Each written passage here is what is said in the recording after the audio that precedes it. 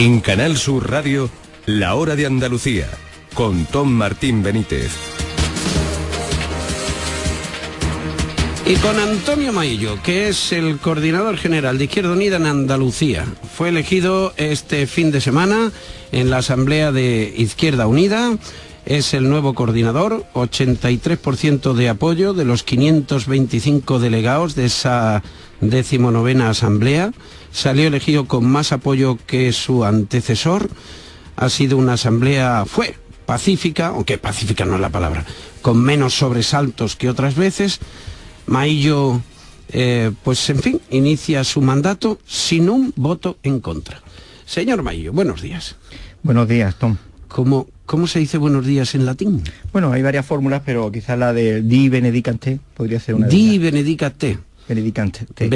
Benedicante. Antonio. Y después se dice Antonio, ¿no? Sí, Antonio. Es verdad que sabe hablar latín así de... Bueno, no, soy licenciado en Filología Clásica y de latín y griego antiguo, ¿no? Y profesor de latín desde el año 90, así que llevo ya unos cuantos años. ¿Y dónde estaba Maillo? Hay una sensación, Antonio, hay una sensación de... ¿y este señor dónde estaba?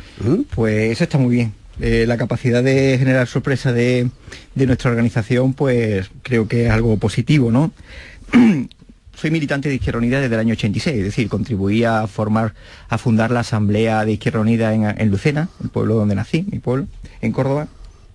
Y desde entonces soy militante y he vivido por razones, bueno, estudié aquí en la Universidad de Sevilla, aprobé oposición y me fui a San Lucas de Barrameda, donde fui concejal. Y después, cuando me destinaron con carácter definitivo como profesor de instituto a Aracena, pues también allí desarrollé labor política que siempre la he compatibilizado con mi labor docente.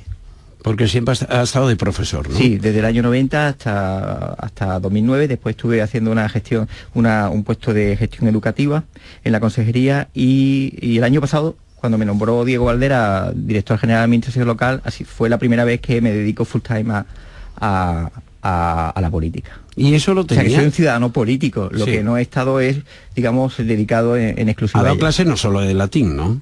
Bueno, el latín y griego antiguo, claro, los profesores ¿Latín y griego antiguo? Uh-huh. Caray. Calimerá, ¿no? Buenos días. Calimerá. A ver, ¿qué le parece lo de Grecia? Mira, vamos a hablar un poco de actualidad primero. ¿Qué le parece lo de Grecia y la radio-televisión? Claro, el otro día estuvimos con Alexis Tsipras, el líder de Syriza, la gran coalición en Grecia, sí, equivalente a Izquierda Unida aquí en España, que nos decía que la fotografía de Grecia era la del futuro de España. Nos dejó francamente preocupados, pero desde luego si se siguen con las políticas de la Troika que hay actualmente, pues estamos hablando de una política absolutamente suicida que aprovecha esta crisis estafa en la que estamos viviendo para desmantelar el Estado. Y las personas que más débiles en la sociedad son los que más necesitan el Estado. En ese sentido también debo reflejar lo que fue un simbolismo que el día de la consulta a los trabajadores sobre el acuerdo en la radio y televisión andaluza fue el mismo día que se anunció desde el gobierno griego el desmantelamiento de la radio y televisión pública, que ahora por el Tribunal Supremo judicial le va a obligar a recuperarla. Pero es el reflejo de estas políticas de la Troika, estas políticas de Europa que quieren desmantelar los estados y que quieren desmantelar lo público. Y no olvidemos que desmantelar lo público significa cargarse absolutamente los derechos sociales que tanto tiempo ha costado crearlos, ¿no? ¿Espera usted de la cumbre de final de junio en la que parece que va a haber un empujoncito, esta palabra es relajada, en relación con el empleo juvenil? ¿Espera usted de esa cumbre? Es muy importante, tanto de la cumbre europea. De la cumbre europea, claro. Es tan importante que fíjese que se ha alcanzado hasta un acuerdo de Rubalcaba y Rajoy y no está descartado que no se sumen otros partidos. Bueno, ignoro si al suyo, que creo que no. Nosotros no nos vamos a unir a unos acuerdos que están enmarcados en una política, como decía al principio, absolutamente suicida.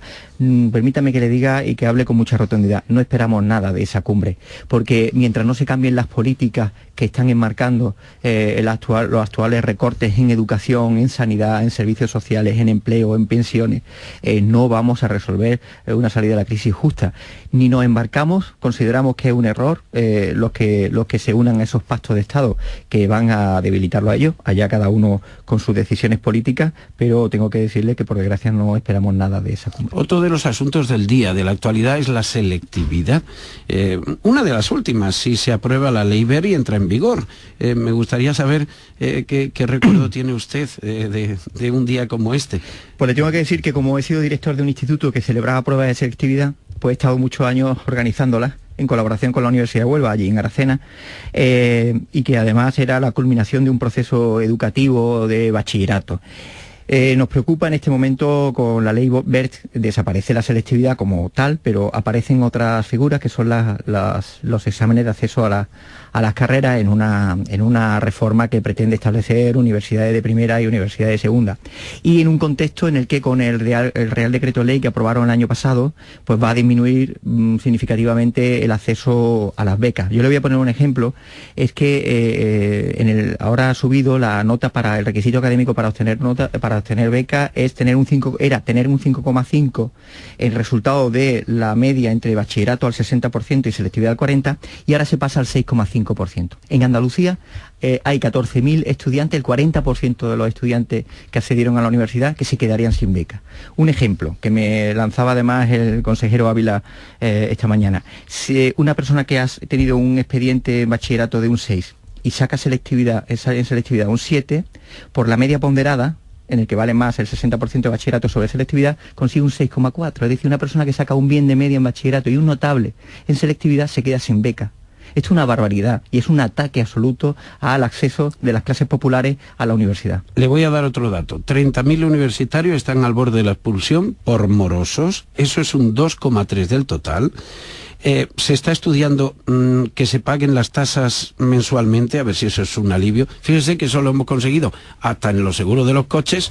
Excuso decirle que como no se haga eso, vamos, yo creo que en Andalucía sí, ¿no? Estoy convencido de que en Andalucía se va a hacer y que se está trabajando en bloque con las universidades públicas andaluzas, a diferencia de el Ministerio de Educación, que se niega a hacer una convocatoria de rectores, porque el 32.000 será el 2,90% de los universitarios, pero son 32.000 dramas, 32.000 historias de ilusión, de esfuerzo, de continuidad y perseverancia para hacerse con un nivel académico que es un capital para la propia sociedad, que deja de aprovecharse. Y es aparte de un crimen el impedir a la gente el acceso a los estudios superiores, al desarrollarse, a poder tener una formación que le permita tener mejores condiciones de acceso al mundo laboral, es también una descapitalización y un drama absoluto que nos lleva de nuevo a las becas del franquismo, cuando desde las clases trabajadoras se podía conseguir con unos requisitos académicos altísimos. Y desde Andalucía estoy convencido que se va a llegar a un acuerdo con las universidades y va a haber un esfuerzo colectivo para aumentar el fraccionamiento de ese pago. ¿Cómo ve usted el gobierno de Andalucía? Ahora va a tener que llevar una parte de la responsabilidad de Izquierda Unida. Déjeme que lo plantee así. De modo que usted es el portavoz de Izquierda Unida, lógicamente, porque es el portavoz del partido, de la gente que vota a la gente a la que ustedes quieren llegar, el partido. José Antonio Castro es el hombre de la opinión parlamentaria, que hay una parte técnica, pero también es una portavocía muy importante de cara a los ciudadanos. Y después está Valderas, que es el miembro de ustedes que está en el gobierno, que antes lo asumía todo, pero que ahora tiene que usted hacer una labor de reparto, a ver si afinan todos bien en el FA para que... Sí, pero el director de orquesta es el coordinador. Y sí, en ese sentido lo importante es que la orquesta vaya armonizada. Aquí hay una claridad de funciones, es decir, hay un ámbito, usted lo ha explicado muy bien, hay un ámbito parlamentario en el que José Antonio Castro, que está haciendo una labor extraordinaria, por lo buena, tiene la función de agitar el Parlamento como fuerza política que sostiene al gobierno, con iniciativas, resoluciones y propuestas para resolver los problemas de la andaluza y los andaluces, que es para lo que nos han votado. El vicepresidente Diego Valderas tiene una función que ahora va a potenciar más, porque va a dedicar todas sus energías, que no son pocas, a la labor de gobierno y a gestionar todo lo que es la política de la administración local, en un momento en el que el gobierno central está atacando la democracia local y está eliminando las vías y transferencias de financiación para el desarrollo de los servicios básicos, que son tan importantes para la gente que más los necesita.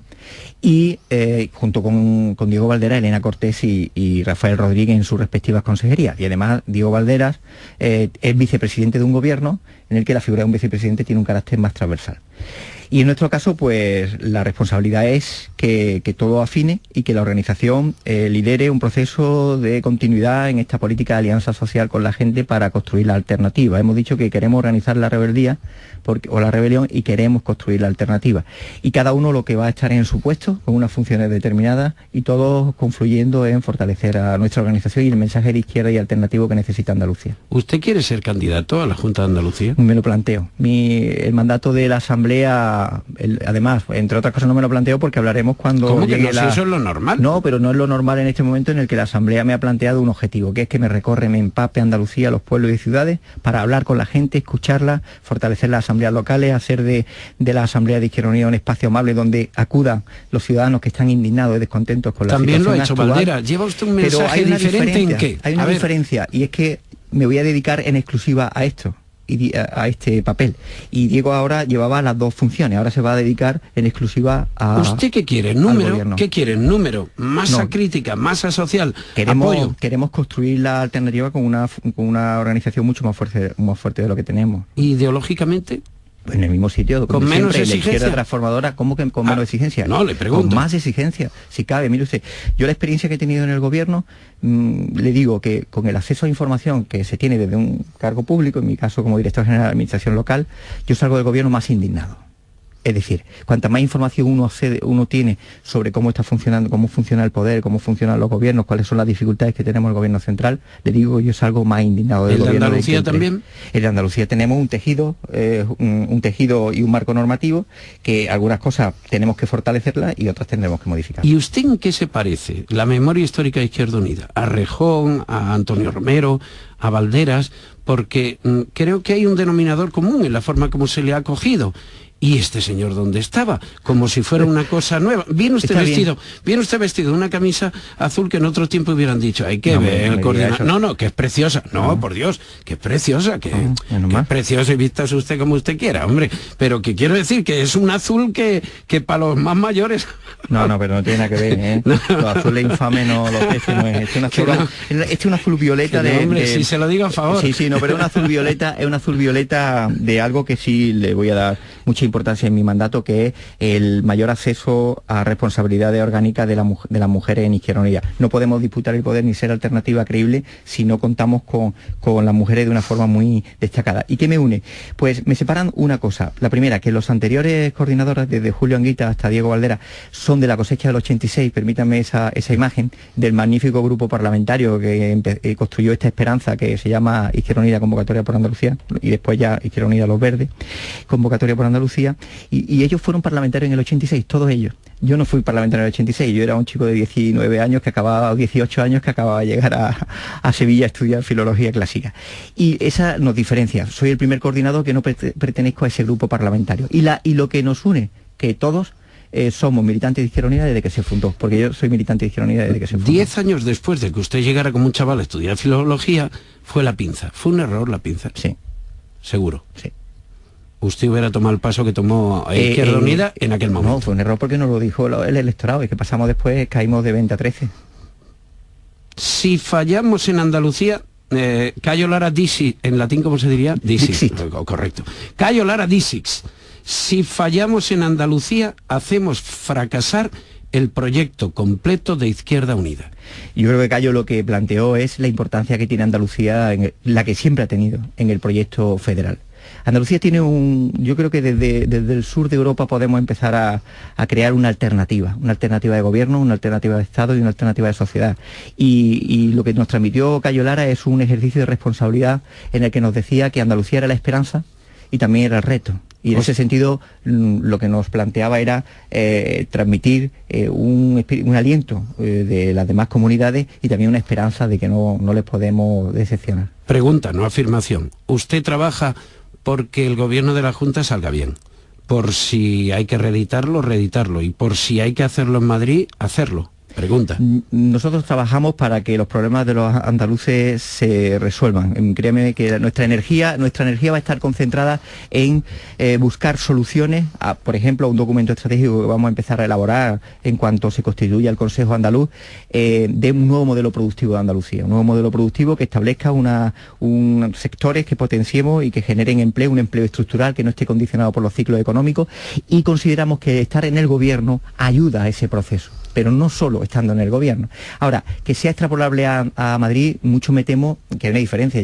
Nosotros somos muy críticos con la reforma del artículo 135 de la Constitución.